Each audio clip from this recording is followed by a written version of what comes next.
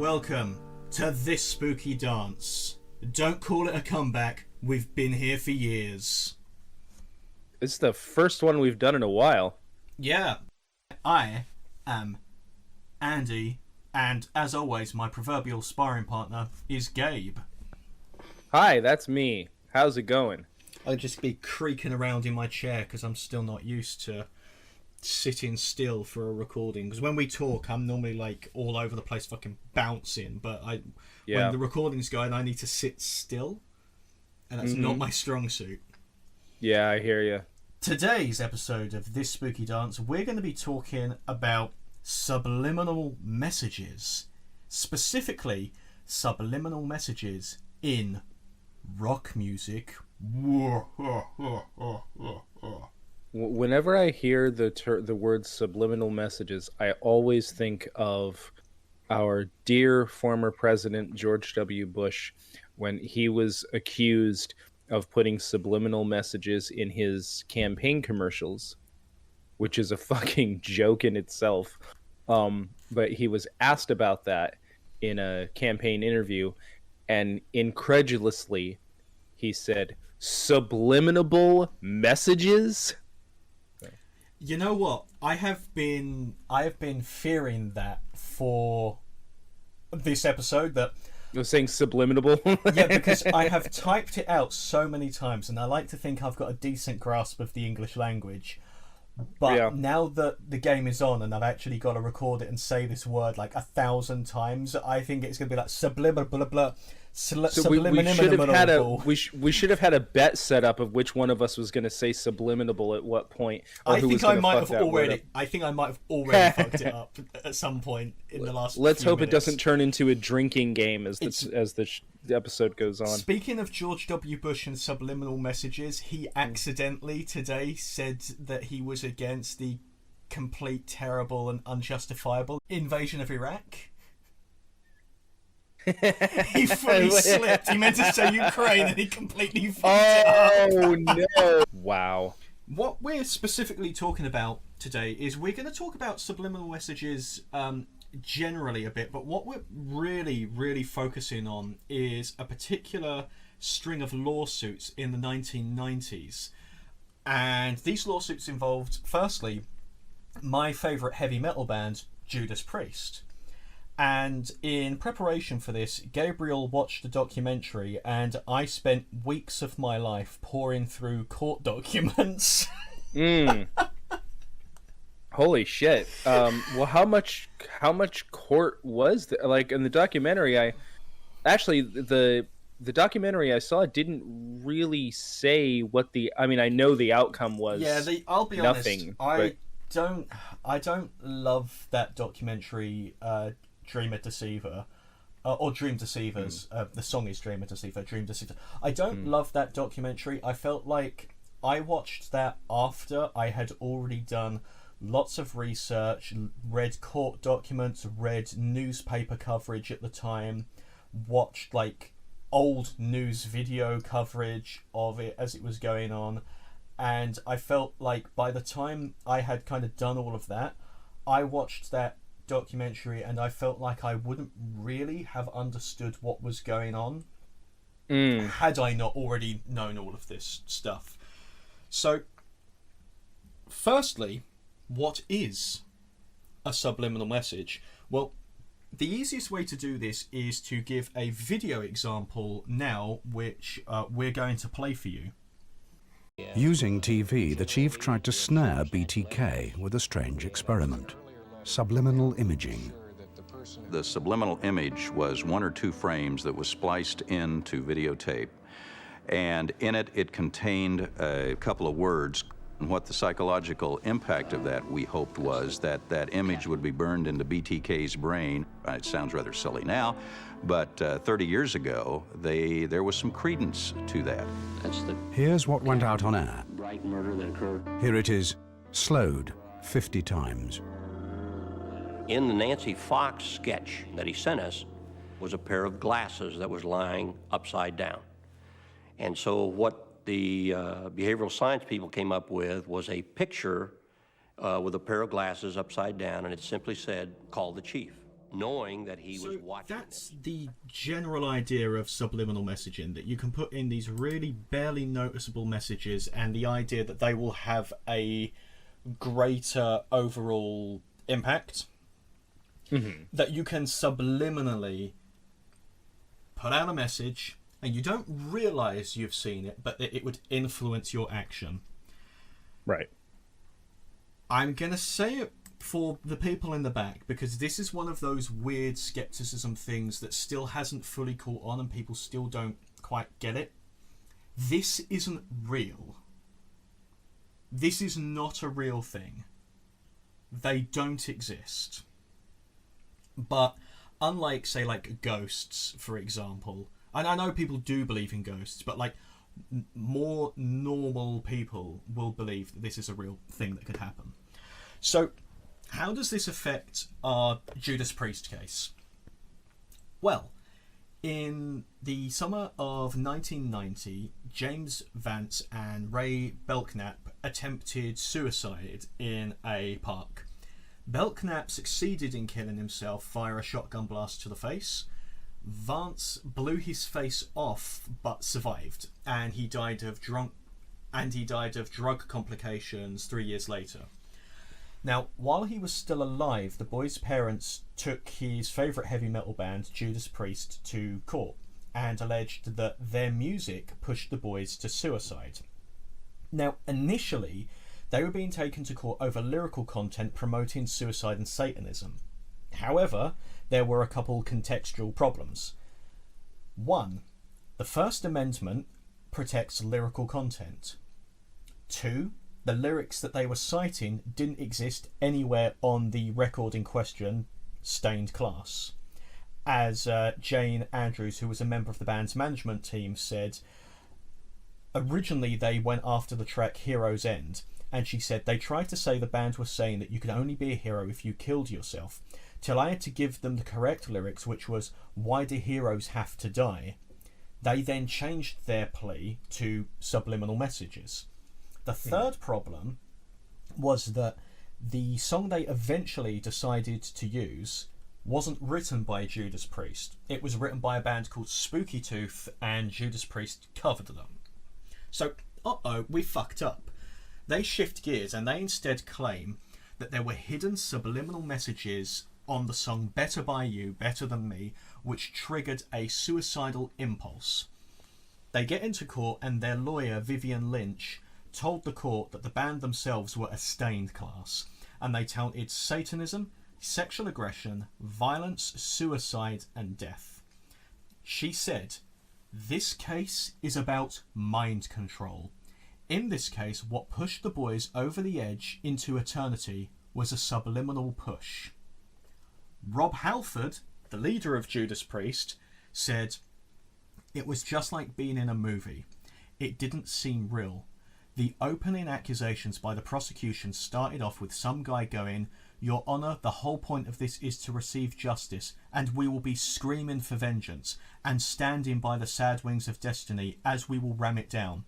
We looked at each other going, oh my god, the prosecution is starting their accusations using our album titles in their argument. We were just stunned. So, that's where it started. I was aware that I was aware of the things that you just mentioned, particularly the fact that the song in question, they didn't even know it was a cover. I thought that was pretty funny.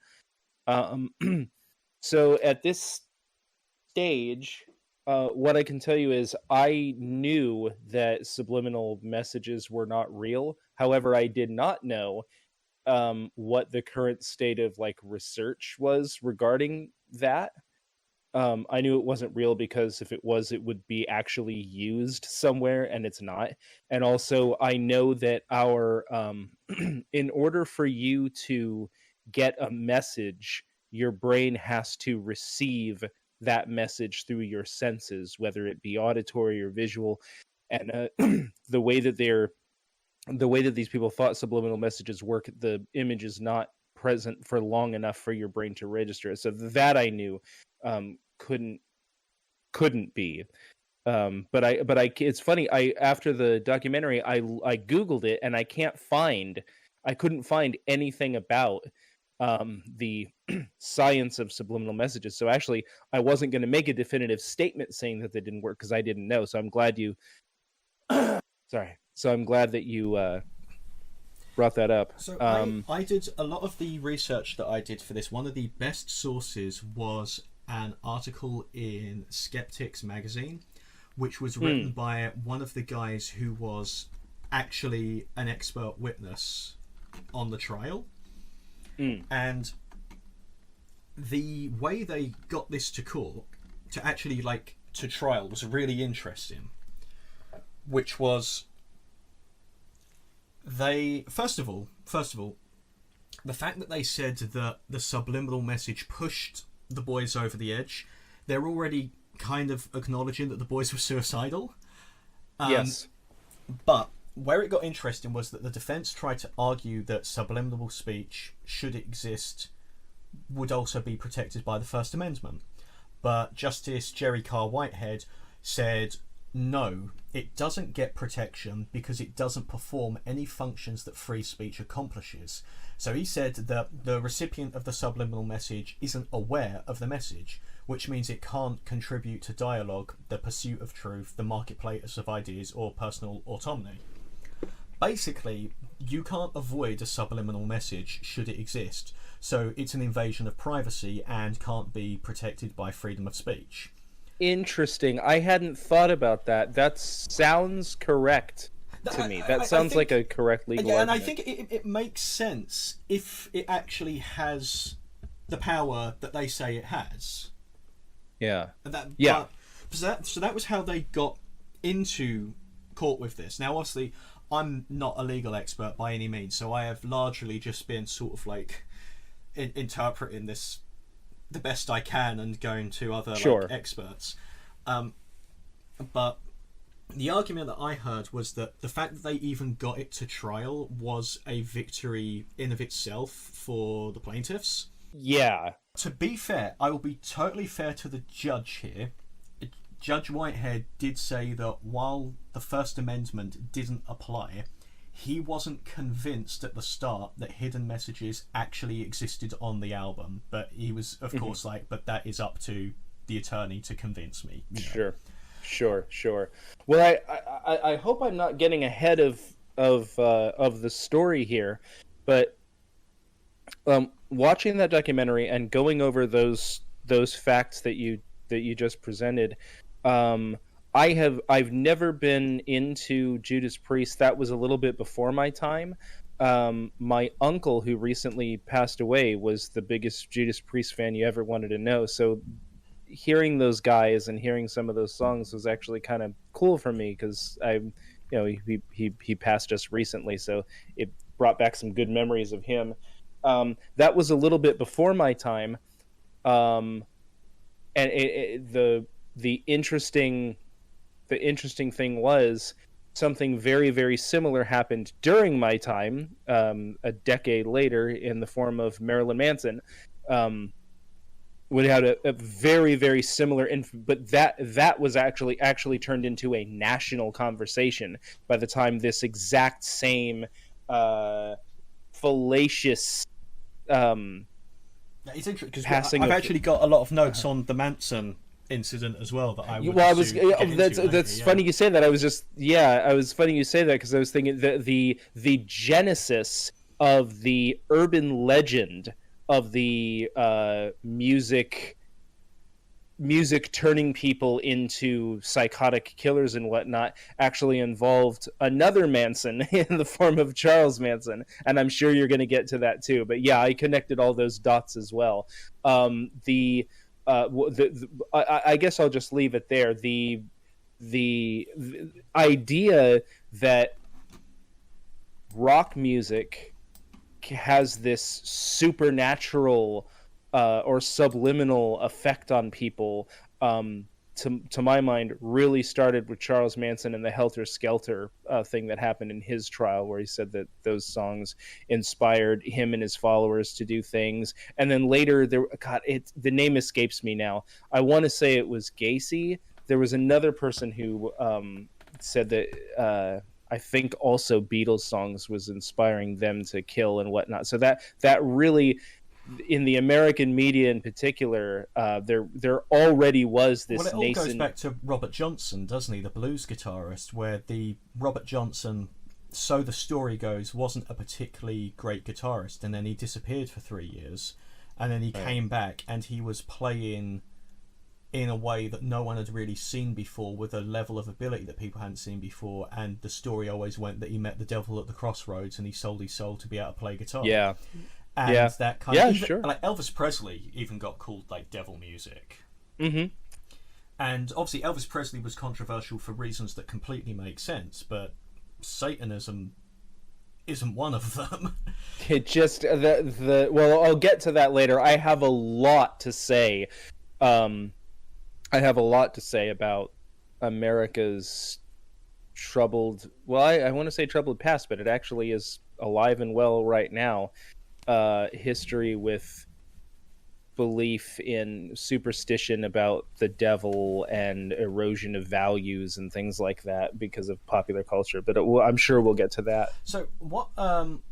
Where this went was the plaintiffs brought in their experts, and one of them was Wilson Key.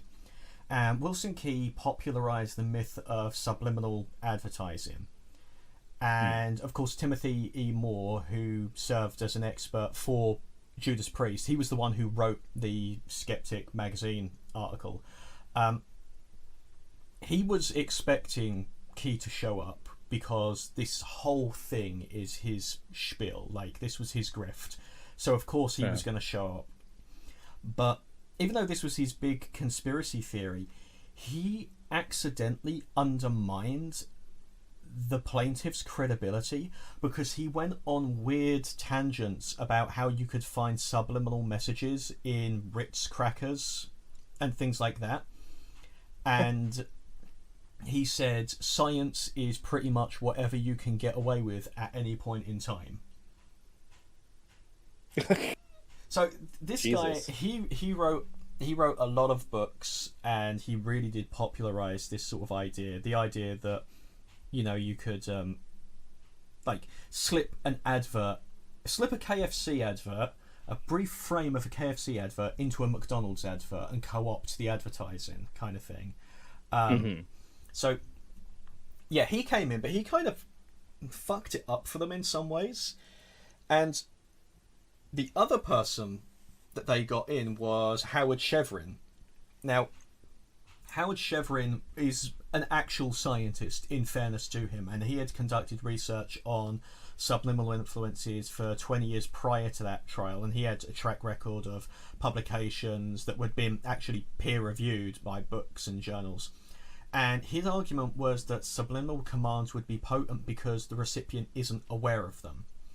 But obviously, though he is a scientist and this was an idea of his, he wasn't actually able to find any research that supported the argument. Yeah. And it presupposed that this argument was like that if you heard it, you would go out and do it. That it was inherently compelling. Well, I think the word you used earlier was mind control, and that's what they seem to think that this subliminal stuff was. So what they started doing was they started playing the Judas Priest records backwards. And I feel like we always get to this point where someone starts playing the music backwards. And they found on Better By You, Better Than Me, and in the documentary you can actually see the moment where they go to Vance, who was the boy that had survived up to that point, saying like, we found one on this track and we think this is a good one. And that when they played the track back, Rob Halford can be heard saying, do it. Mm-hmm. And an audio expert on Priest's side pointed out that it was just an exhalation of breath. And it was an exhalation of breath from Rob's singing, and one of the guitars being played backwards comes together and creates like an audible fluke. Mm-hmm. And of course, Rob Halford's point was, when he said that, he said, do what? Do what? Yeah. It was like it were like if they like Judas Priest were like, okay, for sake of argument, we put that on there. Do what? So Chevron, he implied that a suicidal disposition would need a trigger in order to be acted on, and this is ridiculous. That if you were of a suicidal disposition, you needed that snap to make you finally kill yourself, and this is obviously ridiculous. Like we know and knew at the time about suicide and how it worked, and that it's not like a snapping point or anything like that. It varies on the person, and that he was essentially saying nonsense, saying stuff that was against actual research that had been done around the subject at the time. Yeah, and I want to interject there too, and just sort of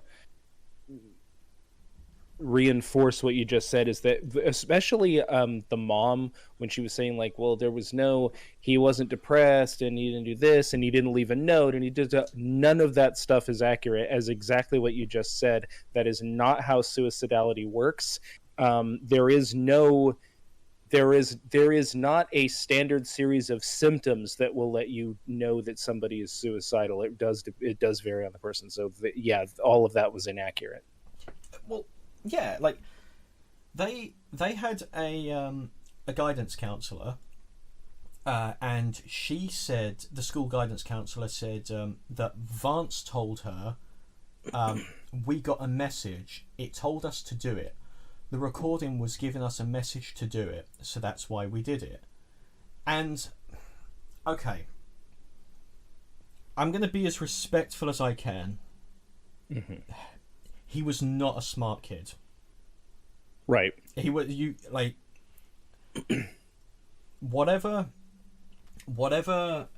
whether he just wasn't a smart kid to begin with, or it was a result of the gunshot, the trauma, the medication he was on, whatever, it doesn't matter.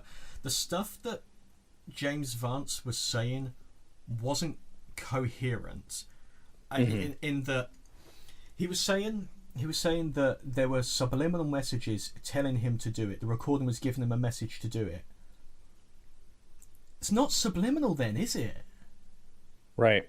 Because they were trying to say that that you don't notice these things, but then you act on them. But by his account, he's noticing it. I'm sorry, he was just saying shit. Yep. He was just saying shit.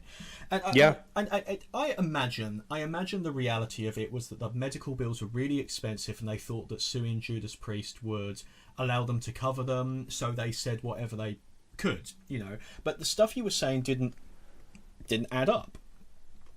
But yeah, I think another, I have to believe, in addition to that, the another motivation of the lawsuit was also sort of the thing that I'm most interested in when it comes to this, or any other like Dungeons and Dragons causes suicide and things like that, is this shifting of responsibility onto some amorphous other force thing that you can't really, you know what I'm saying? I have to believe that was another motivation. Yeah, of course. Yeah. And yeah, and as we say, if the message says do it, do what? So right. If there's a message that says that, it can't be that influential, can it? If it only happened once. So this is my question, and maybe I'm being cynical in all of this. I'm a rock star, and I want to put messages in to encourage suicidal behaviour. Wouldn't I do it with lyrics that are protected by the First Amendment, so that this entire court case doesn't even get off the ground? Well, that's a really good point, and I think somebody, one person in the documentary actually made that point. And he said, "Hey, have you ever heard of suicidal tendencies?" And he He said part of the lyrics in a Suicidal Tendencies song, which was directly talking about committing suicide. Like you would, of course, overtly, this is what, okay. I think about this a lot in political advertising and in political speech and political messaging. People say what they mean, or they say what they think they mean, at least. There's almost, if somebody, people don't try to, for the most part, under ordinary circumstances, if you have a message that you're passionate about, you're going to try to give people that message. And so you're absolutely right. They would use it. They would use it under protected speech. They would, if that was the message they wanted to get across. There were bands that were trying to get across messages about suicidality then that were overtly talking about it. So yeah, there's no reason they would have done that. And as Rob Halford very, very accurately pointed out, trying to cause the suicide of their audience would be totally counterintuitive. They would be losing business. Like that, I thought that was a pretty good point. That we're not trying to kill our customers. Yeah. So, the experts from the plaintiffs were hustlers and scientists that were not doing a great job. Who do you think Judas Priest get in?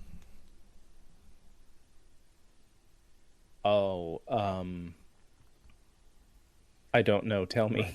Apart from the guy who wrote the article that I used as a reference, they got in Anthony Pellicano, and this guy, he analysed the Watergate tapes, he analysed the video of the Kennedy assassination. That's right. This guy knows his stuff, so they were bringing in big guns here. Now, he said what I said earlier, which was that the Do It was just a fluke caused by a combination of Halford exhaling at the end of the line and a guitar, which is where we get to this point where Rob Halford, lead singer of Judas Priest, the metal god himself, is singing a cappella Better By You, Better Than Me in front of a judge and is being questioned on why he makes a yeah sound. This is what we do instead of addressing the real problem. I'm sorry to go off on a tangent here. I'm speaking as somebody who lives in the United States. This is what we put our energies into when it comes to, so when any tragedy, anything happens, a shooting, do we think about what we could do for gun control? Do we think about increasing people's wages? Do we think about poverty? No, this is what we do. Every single time there's a problem, no matter what problem it is in the United States, if it's a social problem, this is how we deal with it. Every fucking time. Sorry to go off on that yelling. No, absolutely. So, this is what Rob Halford said about that moment in court. It was like Disney World. We had no idea what a subliminal message was. It was just a combination of weird guitar sounds and the way I excelled between lyrics. I had to sing Better By You, Better Than Me in court, a cappella. I think that was when the judge thought, what am I doing here? No band goes out of his way to kill his fans. It tore us up emotionally, hearing someone say to the judge and the cameras that this is a band that creates music that kills young people. We accept that some people don't like heavy metal, but we can't let them convince us that it's negative and destructive. Heavy metal is a friend that gives people great pleasure and enjoyment and helps them through hard times. And this is the point that I'll get into more a bit later on down the line. This is the point that people don't understand. Disaffected youths grow into adults that make rock music. And they write music that appeals to people who have now going through what those artists went through. Mm-hmm. That's why edgy teens are drawn to rock music, because rock music is the genre that speaks to them. Like, it doesn't create problems. People who have problems, and I know everyone has problems, but you know what I mean here. People who have problems are more likely to be interested in that sort of music because there's a catharsis to it. You know, one of the things that I came away thinking after watching this was we have research about the issue of whether or not rock music or heavy metal or rap or video games make people who wouldn't otherwise be violent, and all of the research says no, it doesn't. Every time. What we don't have research about, if we do, I'm unaware of it, which I wish we did, is the potential positive effects that these media have on people. And it seems to me, I know one of the things that kept coming back to my mind, again, thinking about this kind of thing that happened in my time with the Marilyn Manson thing, was I have a friend 22 years ago who actually did end his life, and I thought a lot about, I couldn't help but think about him and those circumstances. But the vast majority of the people that I knew, including him at the time, seemed to me to be really helped by hearing somebody that was going through something that they went through. I don't think you can help but be elevated when you realize that whatever it is that you're going through, that you're not the only one. I don't think that can help but have a positive effect. And I ended up wishing that there was some research the other way that showed the potential very positive effects of, yeah.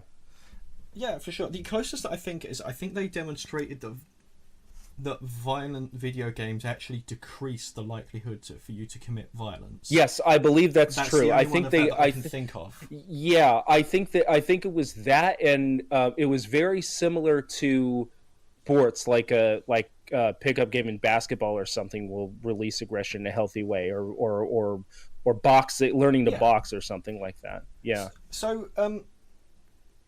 So they're making the argument now, of course, you play this record backwards, and that means that there are these subliminal messages. Now, Glenn Tipton, the guitarist of Judas Priest, he goes, it's a fact that if you play speech backwards, some of it will make sense. So I asked permission to go into a studio and find some perfectly innocent flukes. The lawyers didn't want to do it, but I insisted. We bought a copy of Stained Class in a local record shop, went into the studio, recorded it to tape, turned it over and played it backwards. So they went and bought their own album to do this, and then what this led to was the most absurd thing I've ever seen in my life, where Rob Halford is playing his own song backwards via a ghetto blaster to the judge. And he says, okay, you're going to hear Give Me a Peppermint. And sure enough, you play it, you hear it. Mm-hmm. You hear it, like, I want a peppermint. Help me get a job. It's almost as if you were predisposed to hearing it. Yeah, so a bunch of people who have gone into this and they're looking for these like, do it. Like, of course they found it. Yeah. But right. So, like, the idea that these subliminal messages, they're so fucking subliminal that a team can get the master track, play it backwards, play it forwards, play it upside down, and they can barely agree on what's going on, but two stoned teenagers hear it and they get the message. Yeah. So,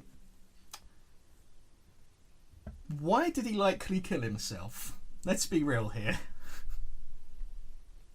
Well, of course, and as you may be getting into this too, but the defense, as it were, was pretty accurately just to point out all of the troubles that the kid was having in his home life, the fact that the dad had been an alcoholic, had been abusive, had been I'm not even sure that I want to get into the issue of how not just common and not just normal, but how child abuse was considered to be a valid, correct form of discipline until very recently, even in my lifetime, even in my upbringing, just full on socked him in the face. Yeah, yes, pushed him in the exactly, face. and in discussing that, he said, "Oh, and he never touched a joint again." Well, of course he did, and that atmosphere of depression and feeling of a complete lack of self-worth is directly tied to and caused by that form of what was considered to be valid parenting until, as I say, very recently.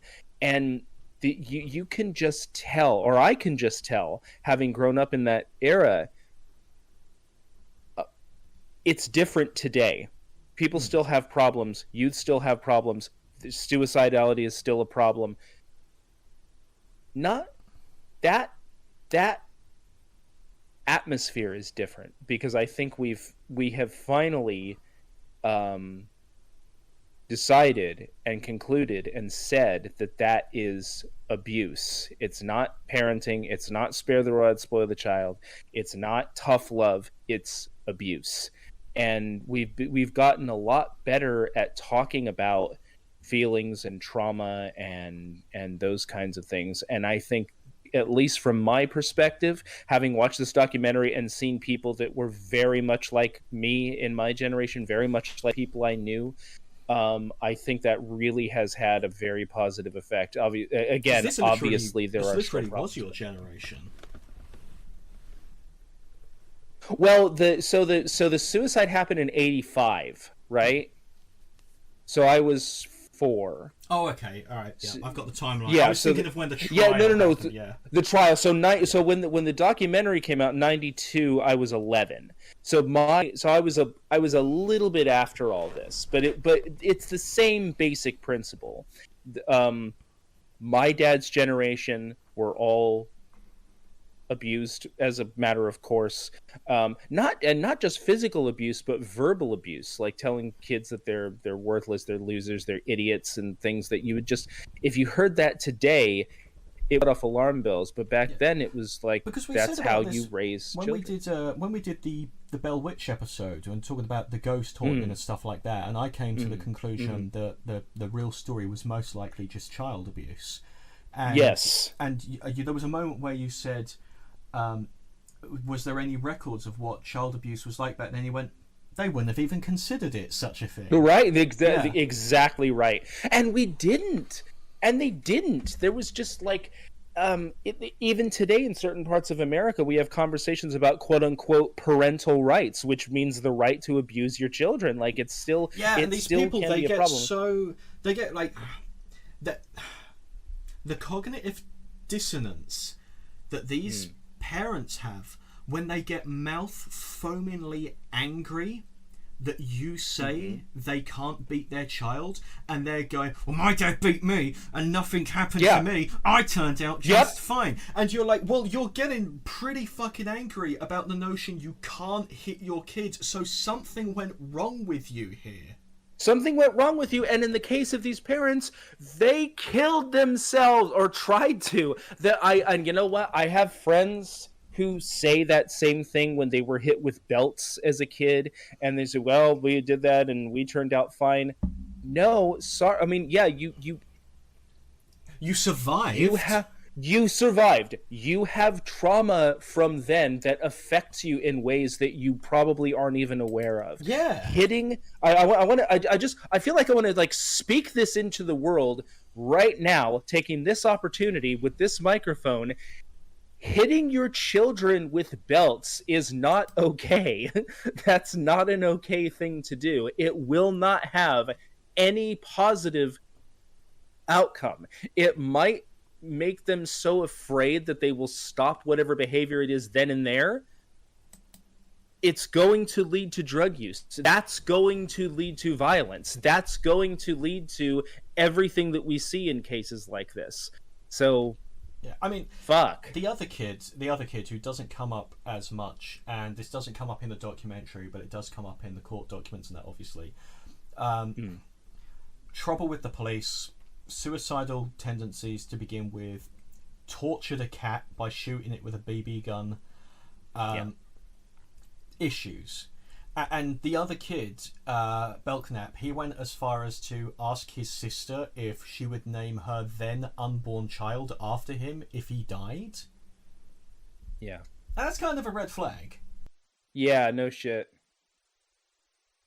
One of the other things that I thought when I was watching that thing, when the parents were talking about, when she was saying to the dad, it's not you. You're not an alcoholic. They're being, you used to be, but it's fine now. And yeah, you hit me once, but you gotten a lot better or whatever. And they're making all these excuses. Being a parent, as you know, I have a 7-year-old kid.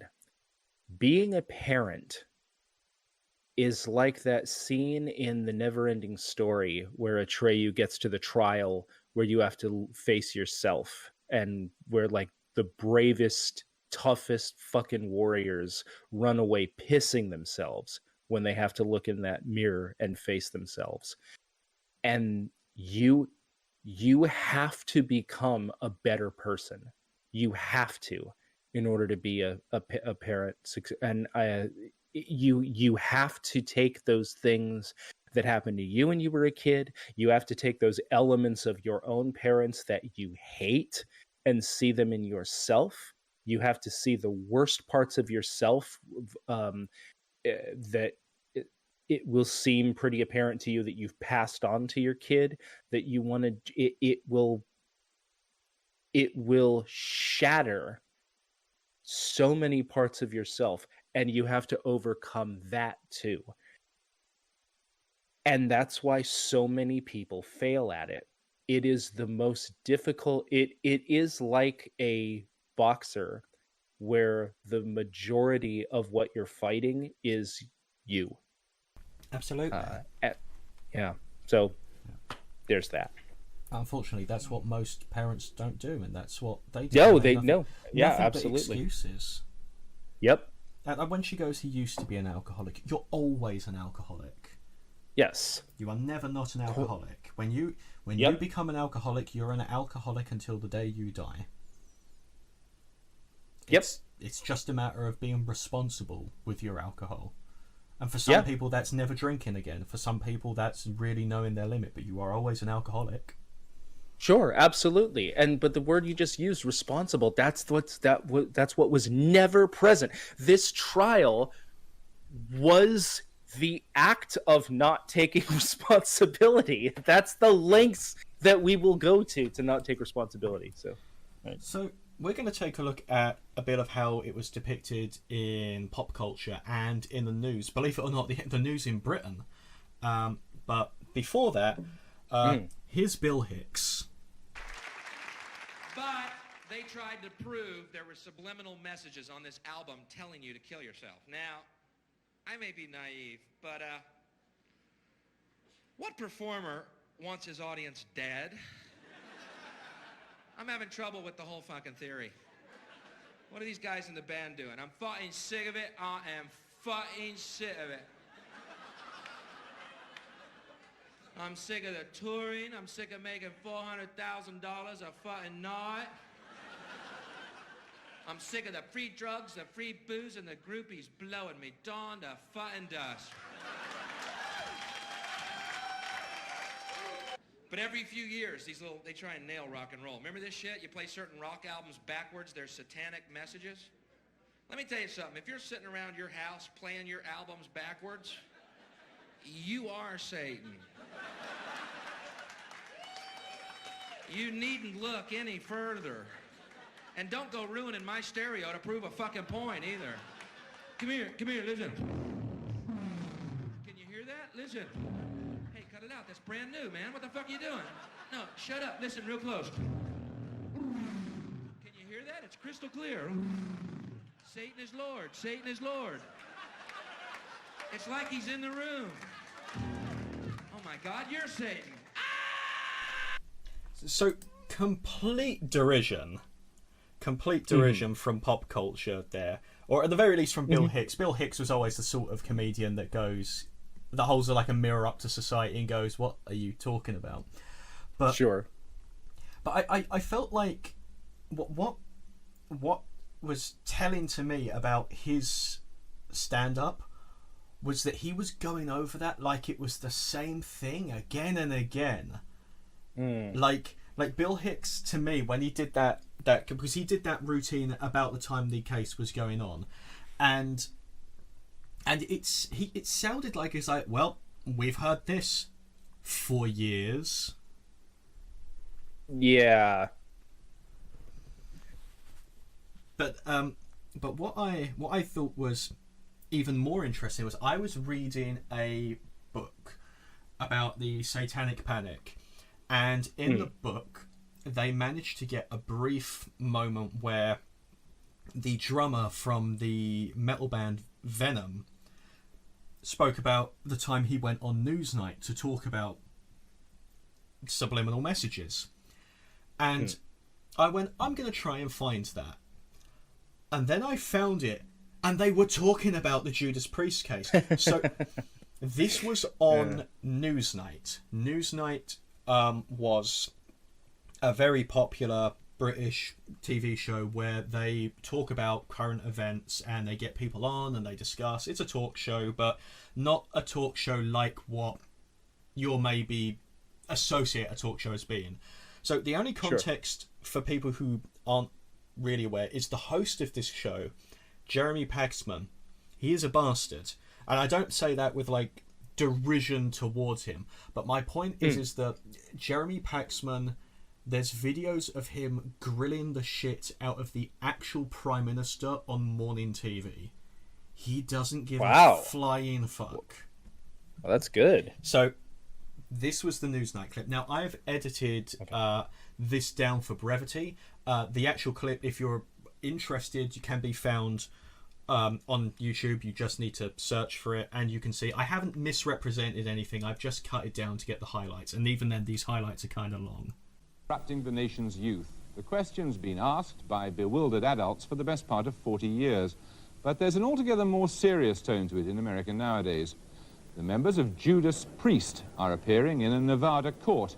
They're accused of including subliminal images in their songs, which, it's alleged, provoked the suicide of 2 teenagers in 1985. This sanguine view isn't shared by a man who devotes himself to the exposure of subliminal messages. Now, Venom are in an area of music which has collected itself the name of black metal. They are heavily into the occult. They heavily follow the use of satanic signs, symbols. But when we reverse that, this is what we get.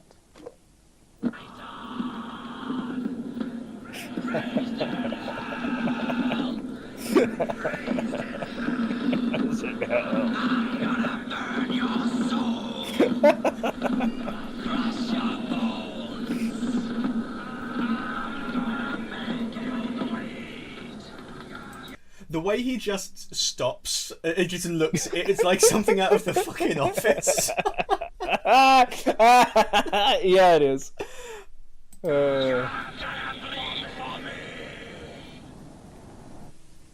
Well, joining us now in the studio is Alex Maloney, and from Newcastle, Abaddon of the band Venom. Now, is it Mr. Abaddon or just Abaddon? Just Abaddon. Abaddon, are you seriously a Satanist? I am, yes. So you're fully aware that your songs may be having what other people characterize as an evil influence? I don't think they have an evil influence at all. No, I think that it's the right of the individual to choose, and that's what a lot of the doctrination of the Satanist is about. So when people accuse you of, as they put it, corrupting people, you plead guilty to that, do you? I don't know. I plead innocent to making anybody listen to anything. It's up to them to go out and buy it. If they enjoy it, they can listen to it again. If they don't, then they throw it away. I mean, Mr. Maloney's gone to a lot of problem there to take something which is, you know, pretty much buried. He says that it's of pretty bad quality. It's pretty well buried beneath the track. And if he were bothered, you know, if he'd bothered to actually look at the album he's taken off is called Welcome to Hell, which is pretty broad Anglo-Saxon. The songs on that, there are songs like Raise the Dead, Sacrifice. You know, I mean, we're not hiding anything here.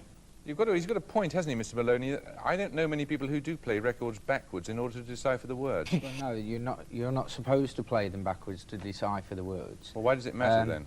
Well, what we're looking at is a subliminal use of a message which would be planted subconsciously into a person's mind. And I take the point that Abaddon has made, that people have a free choice. It is still a person's free choice in this country to either be a Christian, a Satanist, or a non-practicer of anything. But what we have to remember is that the use of subliminal messages takes away that free choice. What Mr. Maloney's saying is that, granted, I mean, if I was going to have some of my children maybe bring a record in the house and there were subliminal messages going on, I would think that they were being sold something which they weren't aware of. Well, why do you do it yourself then? Why do you do it yourself? Pardon? Why do you do it yourself then? No, what I'm saying, I hadn't finished. What I'm saying is that on my album sleeve, which is 12 inches big, is a pentagram and the words "Welcome to Hell." And on the back are written several slanderous things to the I don't know, the Christian population. I love this guy because they go, "Do you deny that it says Hail Satan when you play it backwards?" And he's like, "Yeah, but it says that going forwards." Yeah. So you are a Satanist. I am, yes. That's the best answer to that question. Well, let me make a brief comment about that. So and I'm sure we'll get into this more later as well, because this is actually, you know what? It would be worth doing a follow-up to this just about Satan. It would be worth doing a spooky dance just about Satan. In fact, I think I will. All right, we'll do that next time. Yeah, I'll kick that off with this. One of the things so Satanism is a secular philosophy. It's a philosophy of secular humanism that uses perverse Christian imagery to make a point. And one of the points that it makes is that Satan, the image of Satan, the specter of Satan, Satan is the ultimate boogeyman, scapegoat that we put all of our we shirk all of our moral responsibilities onto. That is absolutely correct. To the degree that Abaddon is a Satanist in that sense, which he is, he's absolutely right, as we're demonstrating with this whole episode. Yeah, absolutely. I'm going to hit play. Now, when that comes into the house, the parent can see in large format what this thing is advocating, if you wish to use the word. Yes. They can take that out of their children's hands before they even play it. Yes. The subliminal thing is the very last thing you get to. The child who's bought the record is totally unaware that there are subliminal messages on the record. No, that's the point. No, but what I'm saying is that before you get to the subliminal, I mean, okay, the use of the subliminal is banned in this country because you can use it through, through somebody else's advert to sell something else. What I'm saying is that we are already selling this thing in such a big way, in such a large format. The last thing anybody gets to is, I mean, you're talking about a song called Raise the Dead. The last thing that you get to is this hidden subliminal thing. If the child wants to listen to this and wants to be affected by it, or is weak-willed enough to be affected by it, then the last thing that's in there is subliminal. It's only, as far as we're concerned, another medium thing. We're not putting it in there to do anything. I mean, we're trying to be as outrageous as possible from the word go. We're not hiding anything. You're not trying just to wind us all up with this, are you? Absolutely not. You don't think you're taking him a bit too seriously? No. We've seen, obviously, with what's going on with the Judas Priest court case. I mean, that is costing many hundreds of thousands of dollars to take those guys to court. And I don't think the parents of those guys who committed suicide are in the mood for being wound up or making too much out of something that is a very, very serious matter. Absolutely, but that could only happen in America. These people are so thin-skinned anyway. I mean, what do you have? You have millions and millions of rock fans, and you talk about two people committing suicide. And of course it comes back to Judas Priest, who are basically a heavy metal act. I don't want anybody out there to get the wrong idea. What I'm saying does not stand for what Judas Priest stand for. They are an out-and-out hard rock act. They have different songs altogether. Okay, and we understand your death rock, that's something... A different thing altogether, Okay, yeah. Mr. Abaddon, thanks very much, Mr. Maloney. Okay. And I mean, he's not wrong when he says that they're a different thing altogether, and that Judas Priest is like more of a hard rock act. Like Judas Priest was like Black Sabbath and Judas Priest together were the first real heavy metal bands that pioneered the genre, and like the stuff that Venom is doing is like quite overtly like referencing Satan, stuff like that. Now I'm a massive Judas Priest fan, and I've got to say it's really not there. I'm a massive Venom fan, and Slayer, the satanic death metal, more to that side of the extreme, is much more in line with the kind of stuff that I like. And yet, no disrespect to Judas Priest, they're a really good group, but that's definitely more to my taste. I really leaned hard into the satanic imagery. I like satanic imagery. Even when I was a Christian, I liked satanic imagery because, it's not real and it looks cool. It has aspects of the what's the word I'm looking for? God damn it. What the fuck? Hold on a second. The macabre, whatever. It has aspects of that. So I like all of that stuff. So that's definitely more to my side of the spectrum. But the point, I say again, it's not real. It's not a real thing. There is no such thing. There is no such thing as Satanism.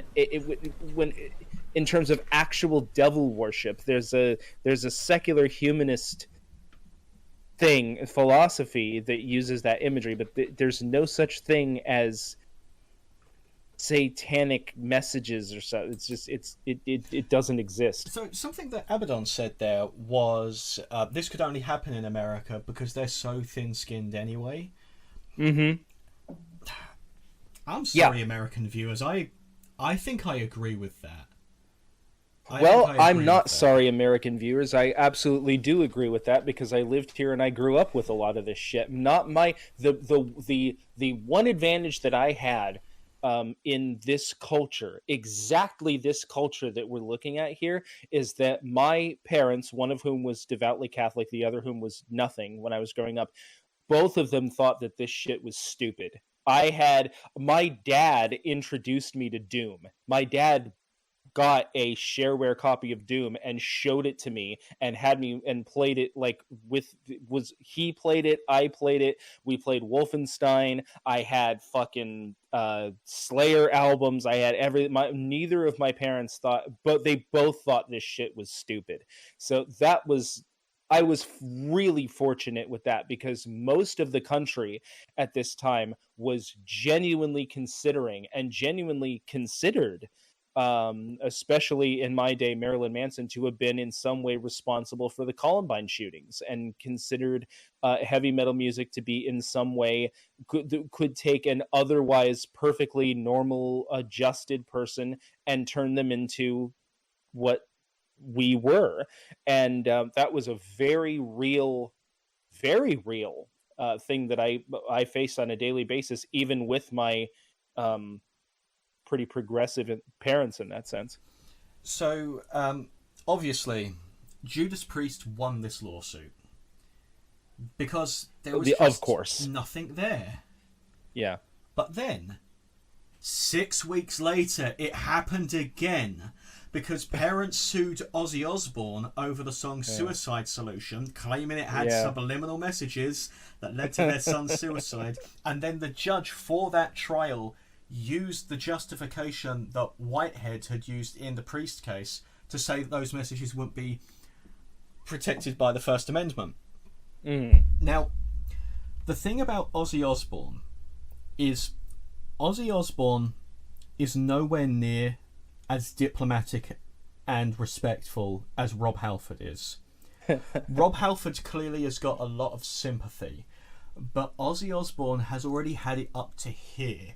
Because before the Judas Priest case, he was sued over the song Suicide Solution once before. Because someone committed suicide and their family sued saying the lyrical content pushed him to do it. And of course, First Amendment. Bye-bye. But by this point in time, Ozzy Osbourne said, if I have to hear about subliminal messages one more fucking time, I'm gonna go join them. So the thing about the Ozzy Osbourne case, and this is why I bring it up just as a small section, it's mostly the same thing, was that when of course they couldn't find any subliminal material on the record, but when one of their experts came out, one of their experts said that they found not subliminal messages but pre-conscious suggestions. Pre-conscious, what is that? The idea that there's the conscious mind, the subconscious mind, and the pre-conscious mind. So, you know, like when you forget a word and you try to recall it, and then it comes back to you, like what you did 2 minutes ago with okay. That's the pre-conscious mind. So they were saying that this is so fucking stupid. They were saying that there were messages in the song that were pre-conscious suggestions that were not subliminal, but could also, there I fucked it up, not subliminal, but could push you towards suicide. So they have two experts, and these experts couldn't even fucking agree on what was meant to be there. This was like a boxer coming out and just swinging at shadows. Like, yeah.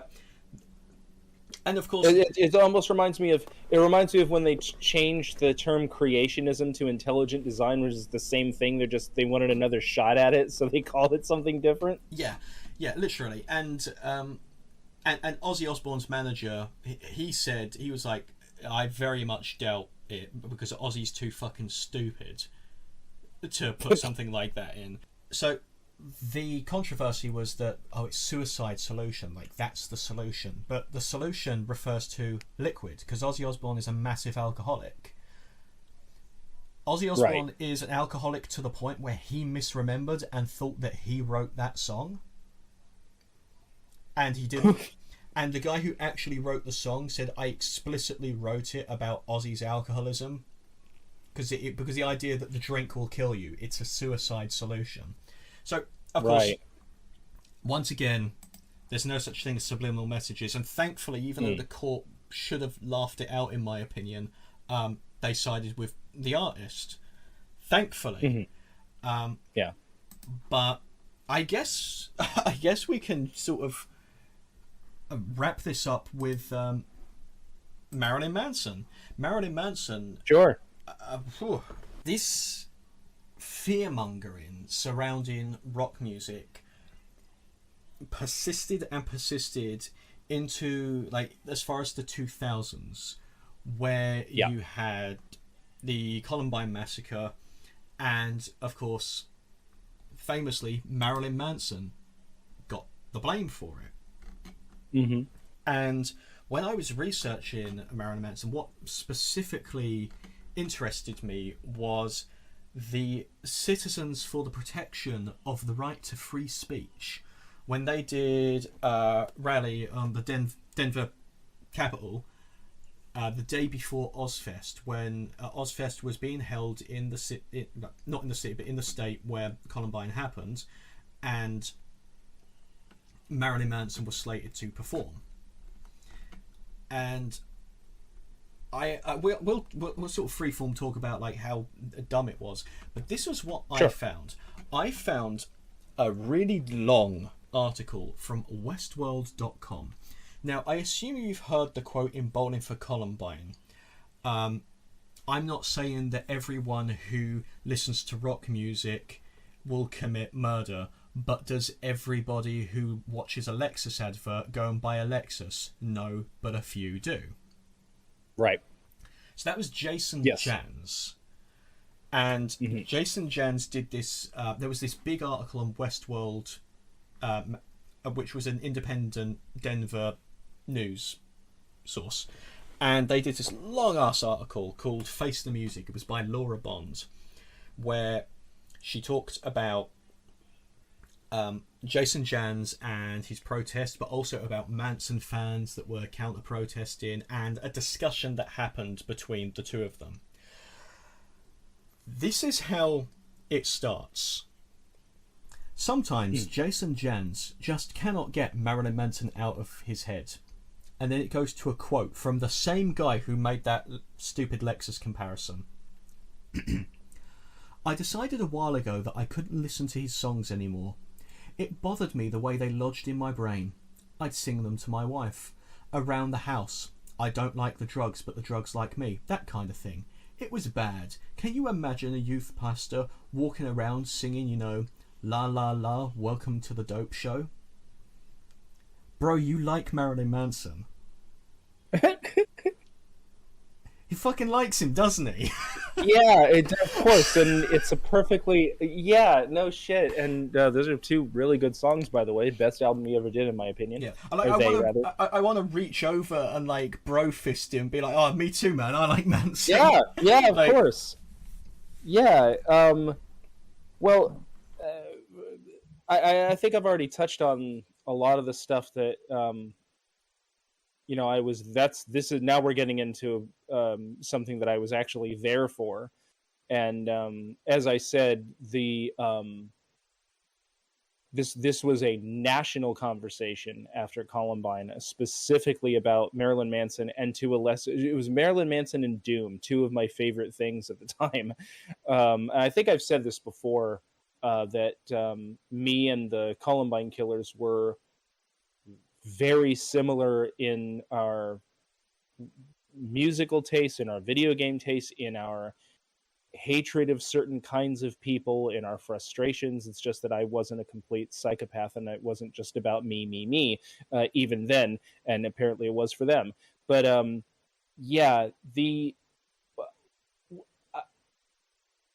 the hysteria over Marilyn Manson brings into even sharper focus the fact that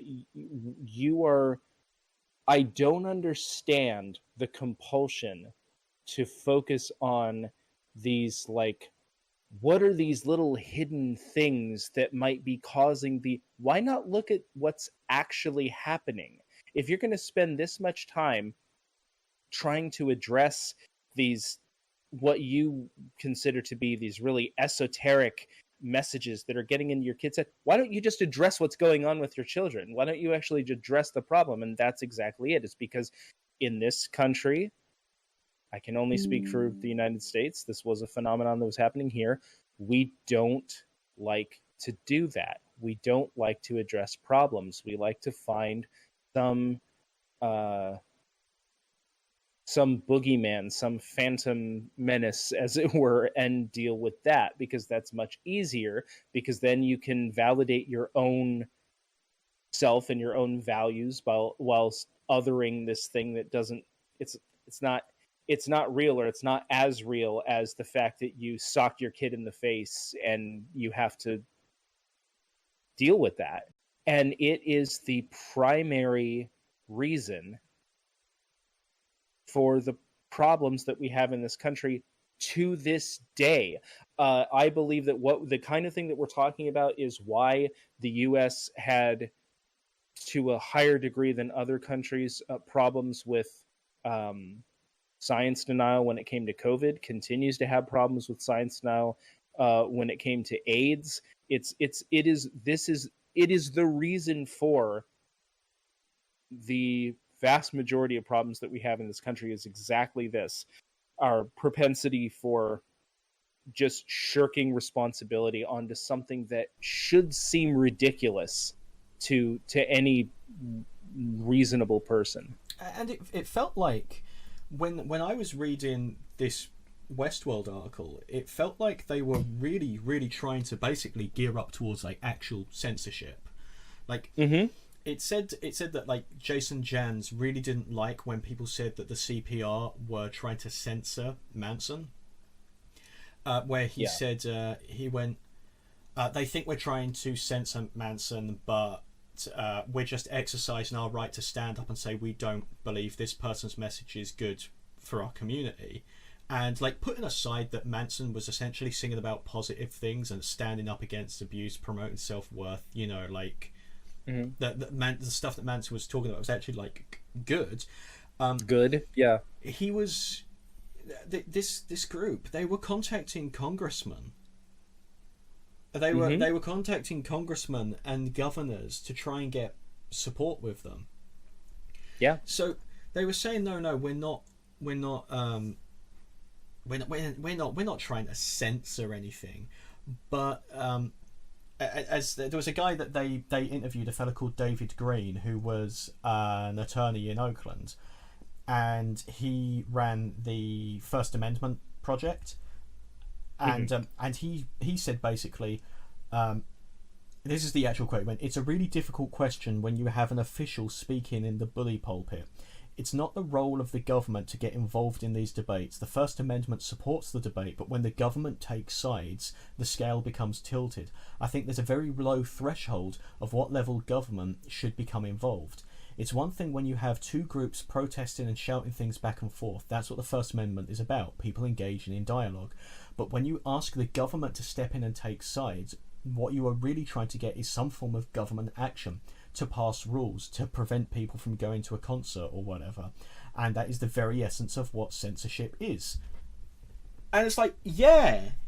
Yeah, like they were saying, no, we're not trying to censor Marilyn Manson. We're just protesting outside this concert, and we're just contacting senators and so on and so on. But no, they were passive aggressively trying to get some form of censorship.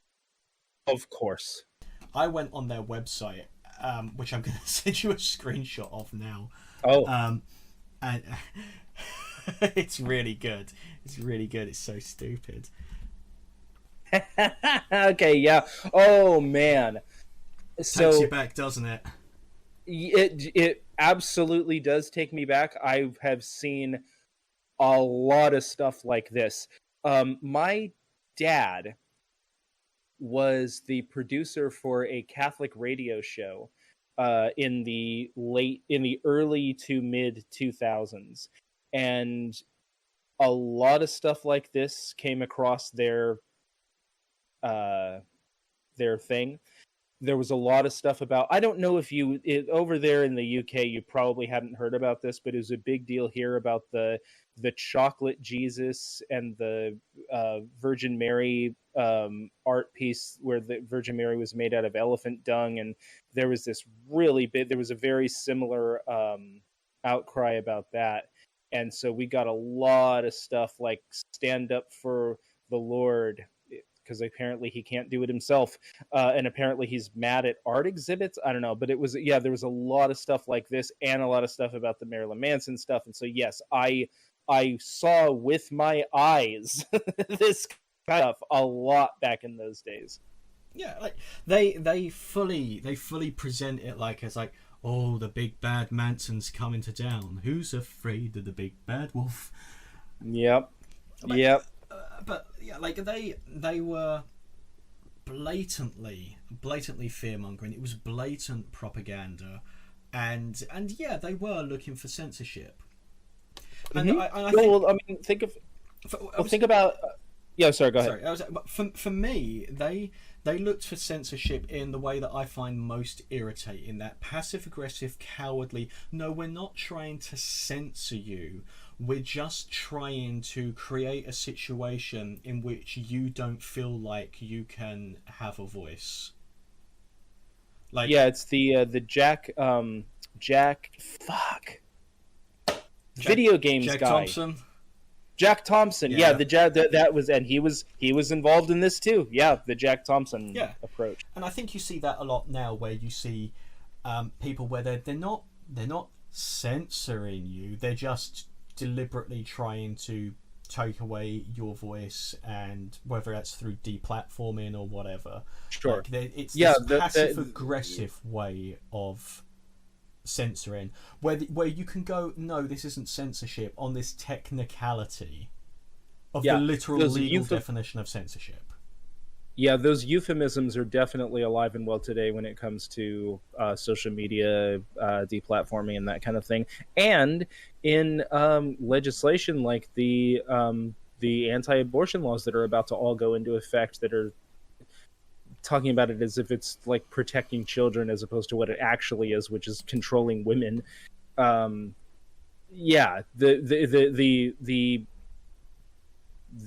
use of euphemism has definitely as you say that, and as I think about it now, is actually a bigger problem today than it was. It has the ability to be a bigger problem than it was because we all rely on, social media and whatnot. There wasn't a single entity that controlled.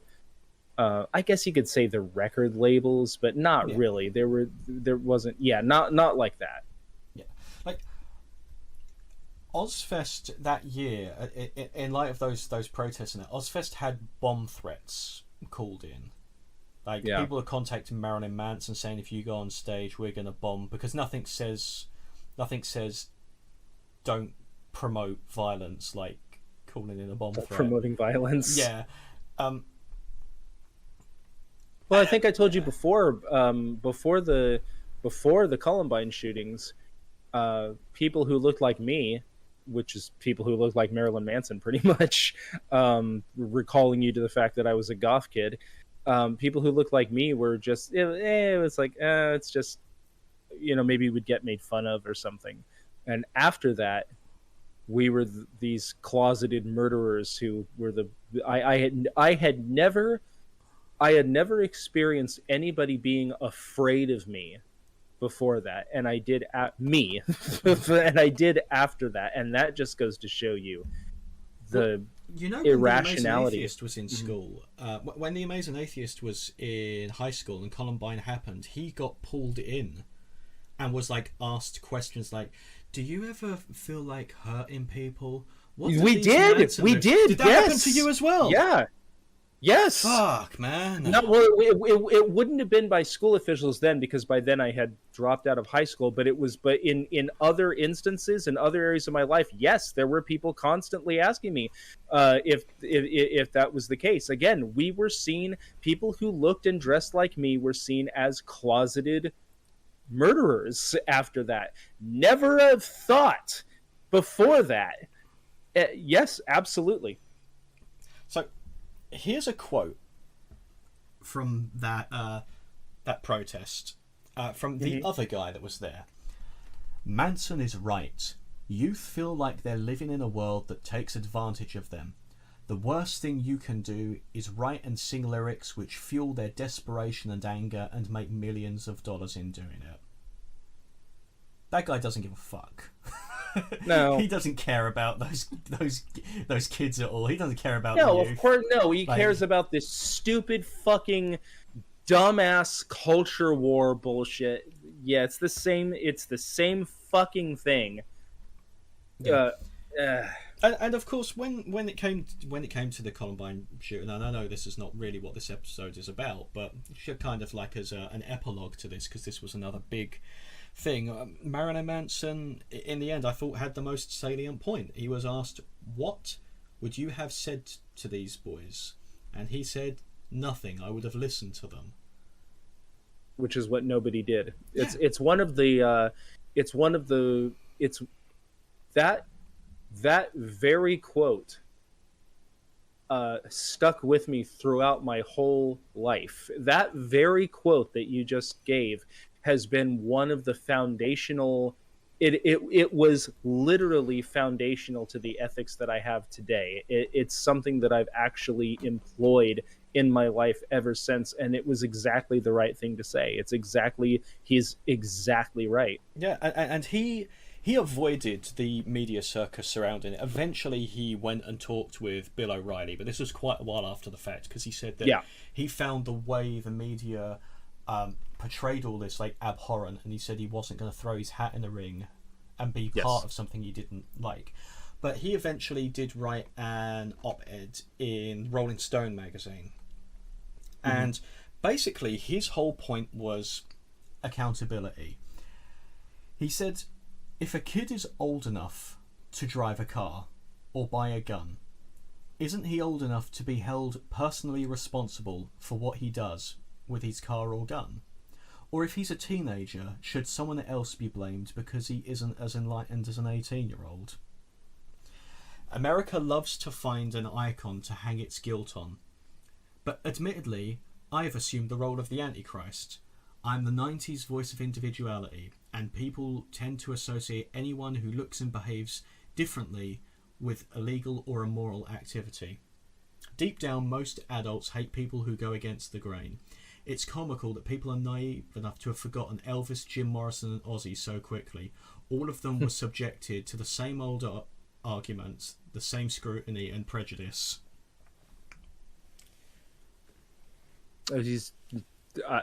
I don't even. Yeah, that's.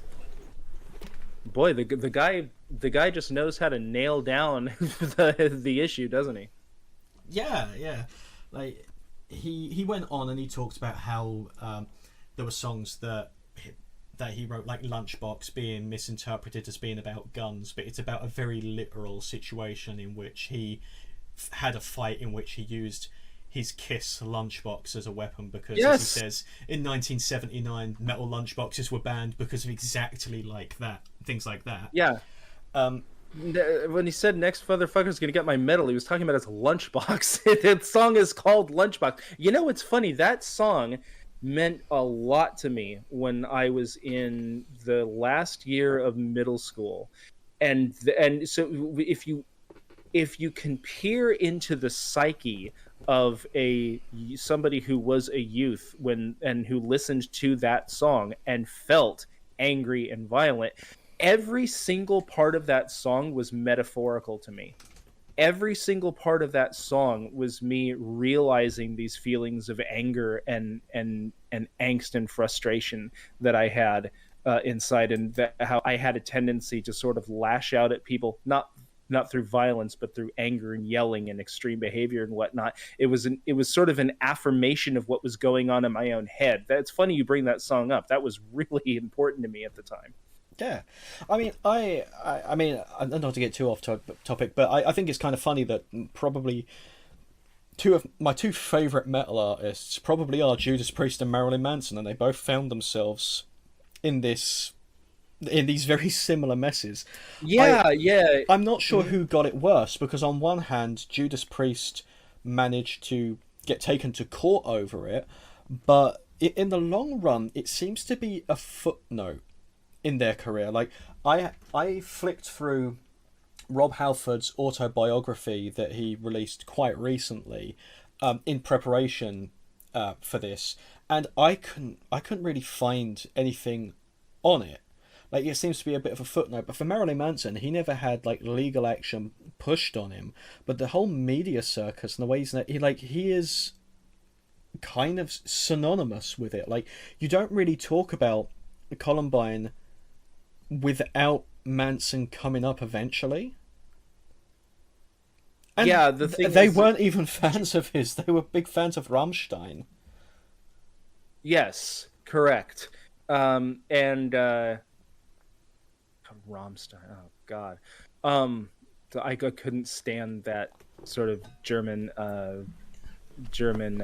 industrial stuff back in the day. I couldn't, but yeah, I think he did get it worse because he became the face of that tragedy, and I don't think Judas Priest became the fit because those two suicides were such a small town local thing, and it became a national news story, but it was more of like a human interest piece. Marilyn Manson was blamed for the Columbine shootings. Yeah. He was cited as being as directly causing not just the Columbine shootings, but the atmosphere that was leading to more shootings. Not our lax gun control laws, not the fact that these parents had guns. How did these kids get a hold of fucking semi-automatic weapons and grenades and shit? Nobody asked that. Nobody asked about what the fuck their parents were doing having these kinds of weapons around. Nobody asked what the fuck we were doing living in a country where it's possible for teenagers to get a hold of fucking military equipment. Nobody even asked. We asked what the fuck music fucking songs they were listening to. This has been a long one. What are your closing thoughts on subliminal messages, Judas Priest, and hating rock music? Well, my closing thoughts are that I think we should be obviously a lot more focused on the liminal messages that we get from things, not the cathartic outlets that we have, whether it be music or video games or sports. or entertainment in general, or TV shows, or fantasy. We should be a lot more focused on reality and the actual genesis of the actual problems that are happening in our lives and in our society, which is something that we, to this day in this country, we have a difficult time with, to say the least. Yeah, we still have problems with these moral panics. Like, there was the rapper Lil Nas X, who recently did a song, and he came out as gay publicly, and he gives the devil a lap dance in the music video to distract the devil long enough to kill him. And even though he literally kills the devil in the video, everyone's losing their mind about Satan and whatever. And even beyond that, we still just attribute the media as being the cause of all of our problems, whether it's violence, whether it's making people sexist, whether it's encouraging like depressive tendencies and stuff like that. There is this line between evaluating art and assessing what it says and just being stupid. But the thing is that what stood out to me was, with the Judas Priest trial, they didn't evaluate the art and what it said. They just made stuff up. Yeah.